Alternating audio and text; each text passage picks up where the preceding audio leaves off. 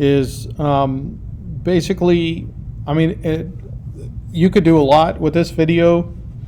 You can encrypt messages, you can sign messages, like do the full PGP stuff that normally people do online. But the main purpose of this video, and why I include a couple extra steps, is because I want to talk about making use small keys, 1024 keys, that I think are still plenty secure. They would take a lot of effort to find a collision, which is basically a brute force solution to be able to spoof. So it's just very, very, very unlikely that this would still be cracked. And yet the purpose is to use this signing as a way to do this over ham radio to prevent spoofing. But if you make a longer key, like a 4096, you can use all these commands anywhere. It's just that it's you might as well go with the safest you can possibly go with the internet, since the bandwidth is so huge that there's no, increasing your overhead is not a significant problem. So I would like to get started here. There's a man file, but that could be kind of cumbersome. So what I generally like to do is just do the helps. You can just hit helps and kind of scroll back through there, but there's a lot under here. So the kind of lazy way, if I don't feel like searching for it, I can grep, usually basically do this and pipe, this little vertical thing, pipes it into grep, which is just basically searches for strings. And I could put, like, say, generate. And this GnuPG can be installed. I'm using a Mac right now, but this can be installed in Linux or Windows as well, and the commands would be the same.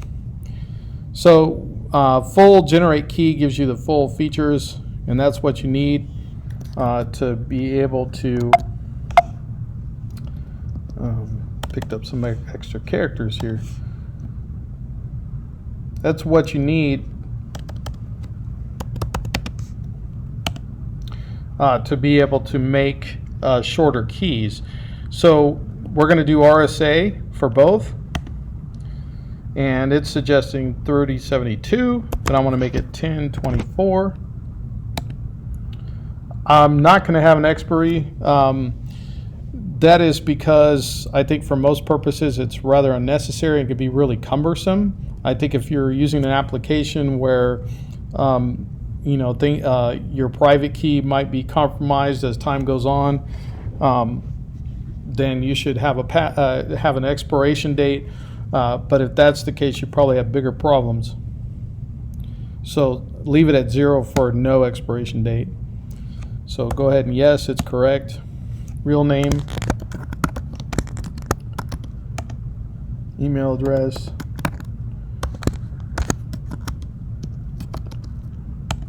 Okay, no comment.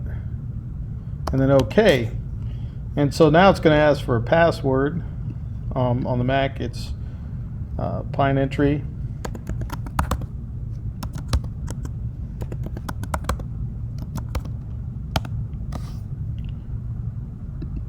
Okay. And also, if you're making a bigger key especially, you want to wiggle your mouse around because it uses the mouse input as an entropy seed, and it makes it a little better. But you don't really get a chance because these smaller keys go so fast. So this right here is the fingerprint.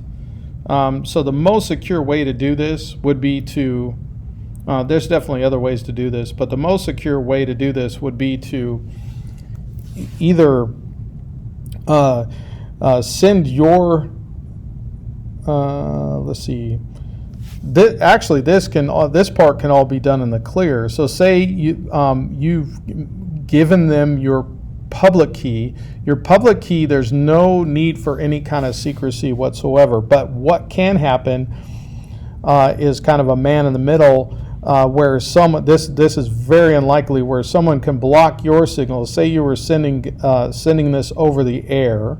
You were sending your public key over the air, and some person pretended to be the correct party, and then that person turned around and pretended to be you and sent them a bad public key that they had the private key to. That's called a man-in-the-middle attack. The way that you could prevent that is basically when you send this public key to your friend, you could have them read it back to you over the phone, or hear their voice, just something, or even meeting in person and just saying, hey, this is the fingerprint I got from you from that file. If you can kind of confirm the person's voice, or see them talking on Zoom or something like that, you can verify it's who you sent it to is who got your public key. Now this is going to be two parts. You're going to have a public key and you're going to have a private key. The public key you can distribute as wide as possible, as wide as you want. Anybody can see it. The private key needs to be as safe as possible for this to work. Let's see. So now we have the key. So since we talked about you want to put A because normally it would, if you export it, it would make a binary file. But since we're doing stuff that we share over the radio, it's easier just to keep it in 7-bit ASCII. So we're going to export. And this is where you could put the fingerprint, or you can put the email address, and it does partials on that. And there it is, just sprayed on the screen there. You can see how short it is compared to a regular PGP file, or PGP key, public key. Trash.asc. So now it's in the form of a file. Usually stuff that deals with PGP, I put the extension .asc, and now we can take a look at it.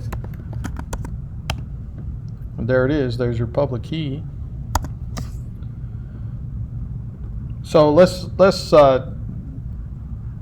me show you how to sign a hash file. So I'm going to hash this this key file.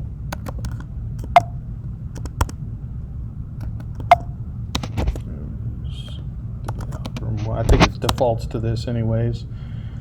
And we're going to do trash. And that's our... So say we're going to make this thing into a text file. I'm going to call this hex file nano hash text. And there's our text file.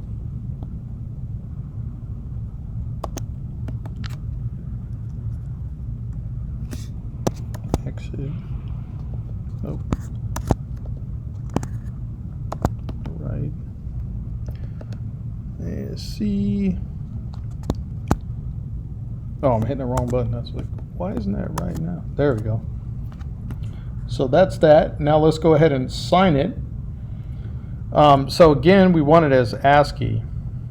So GPG is the command.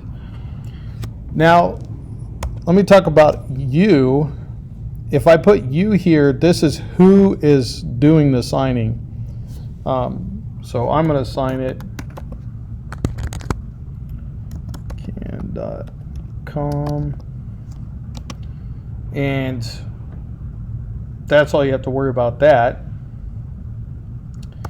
And then if you were going to encrypt something and send it, I usually remember this by SEER, like SEER is steak. And any of these letters except the R can be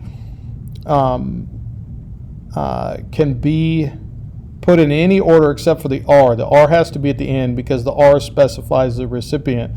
So let me explain these flags here. The S flag is sign, the E flag is encrypt, But it turns out that's kind of redundant because it encrypts it anyways. So I think that's kind of a fail-safe thing. You have to actually force it pretty intentionally to just do a clear sign, and I'll show you how to do that. The A is to put it in ASCII format instead of binary. The R is for the recipient.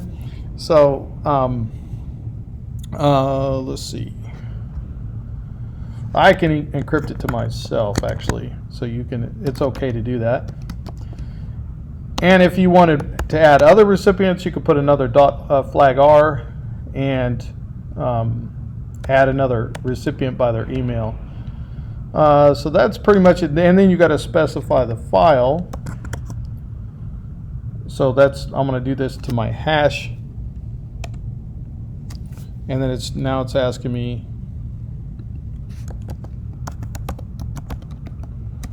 for that. Now let's take a look at it. And it's going to add, well, let's see, hash. It's going to add a .asc extension. So this thing is encrypted now, but this can't go over ham radio because we're not allowed to do that. We're allowed to assign things, but we're not allowed to encrypt them. And to decrypt it, you would just put the D flag, and this works for checking signatures too. The D is kind of the universal flag. So here it is decrypted. There's my string that I encrypted. And this is my signature. It tells me when I made the signature, and it says it's a good signature, and it also has a trust level. I'm not going to get into trust level on this video, but it's pretty cool if you want to create a web of trust. And then let's see. This is. The next step I'm going to show is a clear signature.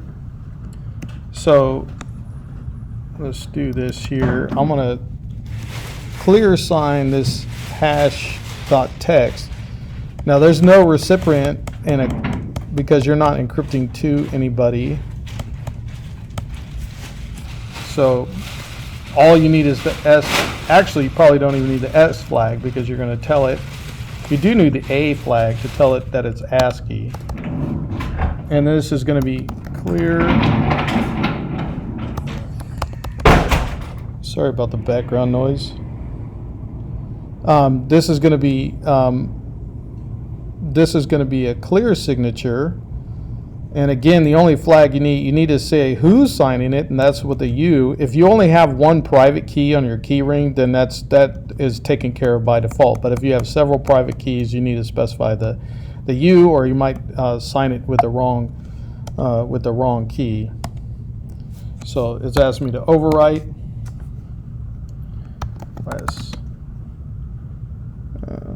So it's hash.text, and there it is. We see the signed text. So anything in here, you can verify that it's good. So if anything changes in here, or any attribute of this file, anything changes, then the signature will fail. So let's go ahead and try it. So you use the same flag. So there's the content of it, and then it talks about the signature, who issues it, what the trust level of trust is. You can also detach sign. I'm not going to get into that, but that basically makes a little signature that is not part of the text file. It's like a little sidecar, and all you have to do is have that text file in the same directory when you do the -D, and it will verify. Let's see. All right. Now, if you want to share, another way that you can safely share a public key is by sending it to a third-party server. You can, like Open PGP Keys has a server, and what it does is when you upload your key, it will email you a verify. So that link gets sent, and you have to click on the link for the your public key to be searchable. So basically, someone can come and verify that it's you because it's a trusted third party. And the reason why you can trust it is because these SSL website things offer that backup encryption. So I think that's pretty much it. I'm going to end this here and talk to you later.